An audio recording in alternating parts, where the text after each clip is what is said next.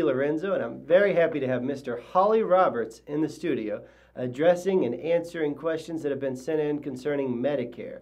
This has been a very popular series, and I'm glad that we can help our viewers with this important topic. Holly, please briefly tell our viewers a little about yourself and what you do. Thank you. Yeah, it's great to be back again. My name is Holly Roberts. I'm a licensed insurance agent located in Madison, Indiana. I'm licensed in both Indiana and Kentucky, and my primary focus is helping those who are on Medicare, or those who soon will be on Medicare. I love being able to help people understand it. I try to make it simple so that people like you can know how Medicare works and what your options are so that you can make the best choices for your own unique healthcare needs. And so that's a big reason why I sponsor these educational videos on Medicare. And again, it's good to be back. Thank you for having me. Well, it sure is. We have a few more questions that have been sent in, and we'd like to do what we normally do and read those. Then Holly will answer it. And by the way, if you have missed any of the previous episodes, they can be seen on WKMnews.com website. Just log into WKMnews.com, click the PSAs, Public Service Announcements tab, and you'll find them there. Okay, Holly, are you ready? I'm ready. Okay. All right. First question. I have a Medicare Advantage plan, and I've decided that I no longer wish to be in this plan. I want to return to original Medicare. Is it too late since open enrollment is over? Am I stuck with being in my Medicare Advantage plan for 2015? Well, I have some good news. You are not stuck with having that Medicare Advantage plan for the whole year. In fact, you can switch from your Medicare Advantage plan and go back to original Medicare during what is called the Medicare Advantage disenrollment period. Okay? And now you can only make this change, though, if you have a Medicare Advantage plan. This Medicare Advantage disenrollment period occurs every year from January 1st through February 14th. So if you have a Medicare Advantage plan, you'll be able to switch back to original Medicare and also get a separate standalone prescription drug plan to go with it. And that way, if you want, you can also obtain a Medicare supplement policy to supplement the original Medicare. So, now there are a few people who might have a special Medicare Advantage plan called a private fee-for-service plan. If that is your situation and you already have a separate standalone drug plan, you can still go back to original Medicare, but you have to keep the same drug plan you have. You can't switch drug plans. But bottom line, to answer this, your question, if you have a Medicare Advantage plan and you do not want it for 2015, from January 1st through February 14th, you can change it and go back to original Medicare and get a separate drug plan. But remember this, the change takes effect the first day of the month after you make the change. So let's say that you made the change on January the 15th. The change would not take effect till February 1st. Likewise, if you made the change in February, it wouldn't take effect until March 1st. So anyway, there is an opportunity, but it's a very short opportunity. All right, well, here's our next question. It comes from a man who's not on Medicare himself, but is helping a parent who is on Medicare. Okay. He asks, my parents are both on Medicare. I foresee one or both of them needing a long-term care in the future. How can they get help paying for long-term care expenses? And does Medicare pay for long-term care expenses? Well, Medicare itself does not pay for long-term care expenses except in this situation. If you have been admitted into the hospital for at least 3 days and you need to go to a long-term care facility between being in the hospital and going home, then yes, they cover skilled nursing care for up to 100 days, okay? But for long-term care, where you just know that you're going to actually be in the nursing home maybe for the rest of your life or for months or even years at a time, Medicare does not cover that, okay? So you need to look for something outside of Medicare to help pay for that, and there's a few options for you. The first option is Medicaid. Now, Medicaid may help pay for your home health care or nursing home or other long-term care if you have low income and meet other eligibility requirements. So primarily Medicaid is for low income, and that's the people that it helps the most. Another option would be for you who are veterans. The Department of Veterans Affairs, or the VA, provides some long-term care services to eligible veterans through 3 different programs: the VA nursing home, the state veterans homes, and community nursing homes that coordinate and work with the VA. Each of these has its own requirements, so you need to check with the VA itself to see if any of these would be a possibility for you if you're a veteran. Of course, the third option would be long-term care insurance, okay, from a private insurance company. And this is the best way, but it's often the most unrealistic way because the premiums for this insurance is so expensive that most people just can't really afford it. So if you were thinking about purchasing long-term care insurance and you find out that it's going to take such a big part of your budget that it causes you to maybe go in debt or not meet your other needs, then don't do it. It's not worth doing that. And so, of course, the last option then, what that leaves is the option that you just pay for long-term care expenses out of your pocket from your income and from your savings that you built up. So, but you need to be careful there because it's much more expensive than you think. And you need to probably plan on at least about 4 years worth of expenses. But again, this is a very tough option because it's just hard to see all of a sudden the savings that you built up over a lifetime be eroded away because you're spending it on long-term care. But really, those are the only options you have because Medicare does not pay for long-term care. So people really need to... A lot of people think that the Medicare will pay for them to go into the nursing home, and I'm glad you cleared that up because otherwise a lot of people will be unprepared going into that. And I'm not sure who sent this next question is, but it could be from almost anyone. Here it is. It seems the older I get, the more medical care and treatment I require. I guess it's to be expected, but along with this comes a lot of paperwork and reports from Medicare and my insurance companies, and it's beginning to really add up. Do I really need all this paperwork, and should I keep it all? Well, yeah, that could be for most anybody because if you've got Medicare or other insurance along with Medicare, you're going to get a lot of reports. Right. And so I know that this can be confusing for those with lots of medical needs and very overwhelming at times.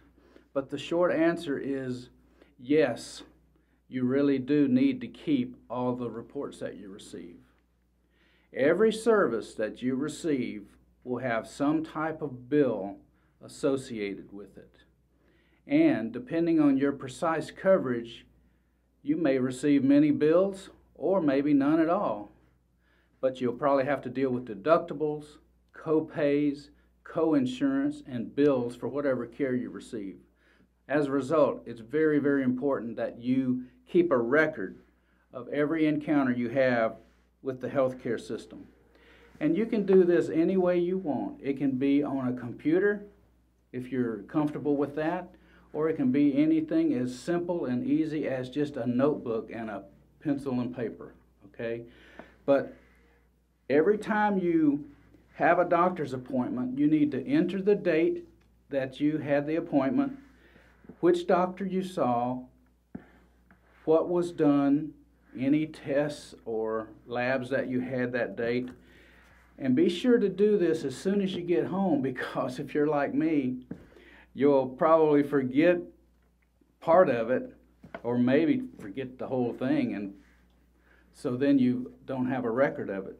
So yes, the bottom line is keep the reports, that whatever mail you get about that. Well, that's great advice. I mean, I have a question. What types of reports and paperwork will a person usually receive?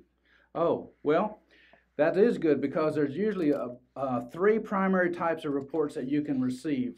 Okay, here they are. If you have original Medicare, you will receive what they call a Medicare summary notice. And that shows any care that you received and any claims that were filed during the previous 3-month period. Here's what it will have in that report, okay? It will show the date. It will show who you went to see or where you went, and it will also have a code, specific Medicare code or billing code, okay? Then it'll have a column showing the amount the doctor or the facility charged. Next to that, it'll have a column showing the amount that Medicare approved. Then it'll show the amount that Medicare actually paid. And then a final column, which is very important, is a column showing how much you might be responsible for paying. And then finally, there is a notes section. They usually have a little note next to it saying, hey, you owe this because you haven't met your deductible. Or, hey, we have forwarded this amount over to the Medicare Supplement Insurance Company. So please be sure to read the notes, because they're very important. So one report is if you have Medicare, you'll get a Medicare summary notice. If you have a Medicare supplement policy or even a Medicare Advantage policy, you'll receive an explanation of benefits. It's just like the Medicare summary notice. It's just got a different name, and it gives you the same information. The only additional information the supplement printout will show is how much they paid, because they will pay whatever, they're responsible for paying after Medicare has paid. And then the third type of report you'll receive is if you have a prescription drug plan, you'll get a monthly prescription drug summary.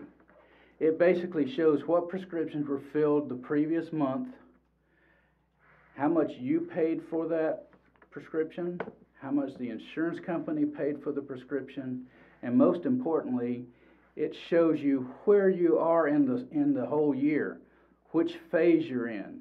If you're in phase 1, if you're close to getting into that dreaded donut hole. So please pay close attention to this. So the bottom line is this, though. Please keep all the reports that you receive.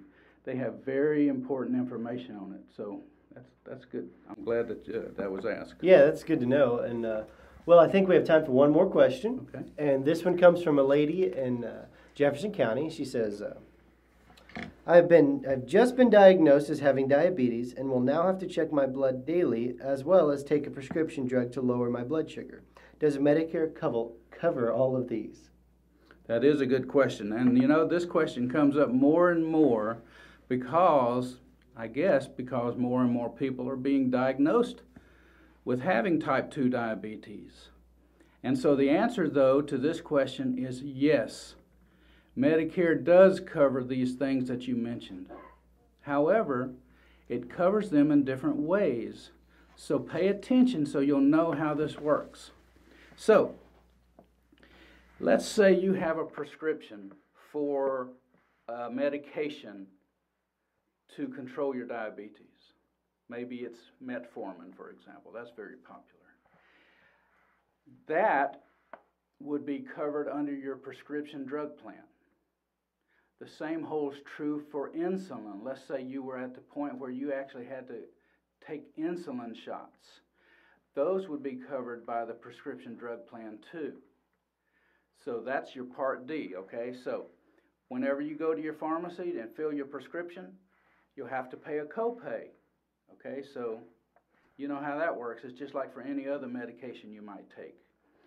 And another thing, the prescription drug plan also pays for the supplies you need if you actually take insulin. It'll pay for your syringes or needles that you use. It'll pay for the alcohol swabs that you need to use and the gauze. So all that is covered under your prescription drug plan.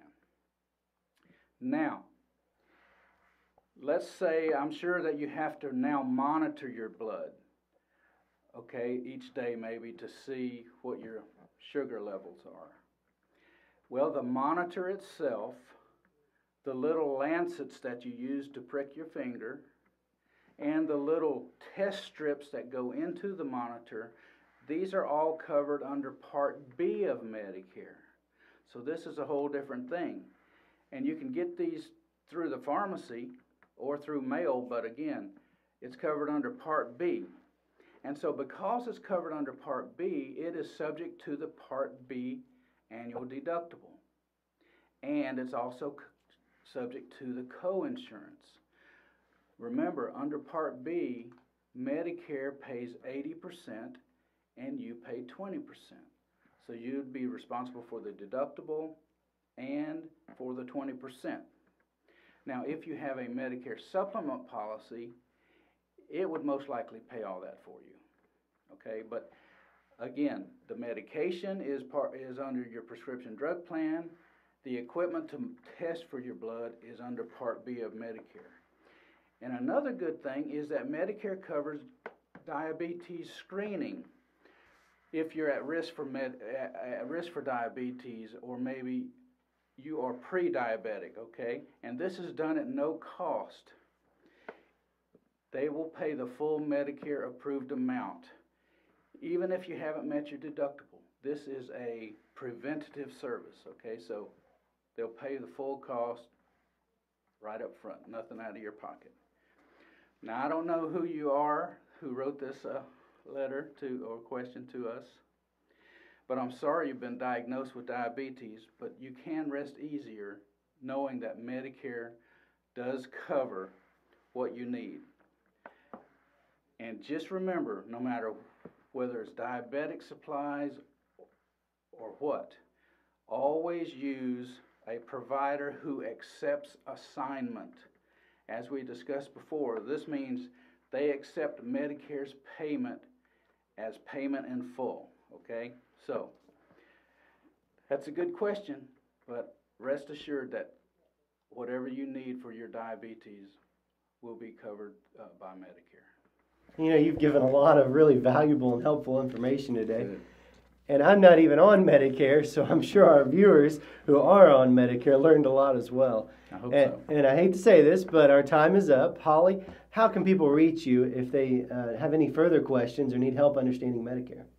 Well, if you do have questions, or if I can assist you in any way with your Medicare insurance, the best way to reach me is just to call me. Okay? So my phone number is 812-273-4191. And if you want to meet with me face-to-face, I'd be happy to meet you either in my office or in your home, because I still make house calls. So anyway, thank you for tuning in today for this episode. It's been fun dealing with your questions and giving you the information that you need, and I hope it has helped you a lot. Well, I thank you too, and thank you, Holly. Remember, if you've missed any of these episodes, you can go to the WKMnews.com and click the PSAs. You can find them there. And until next time, I'm Stephen DiLorenzo. And I'm Holly Roberts. All right. Goodbye. Bye.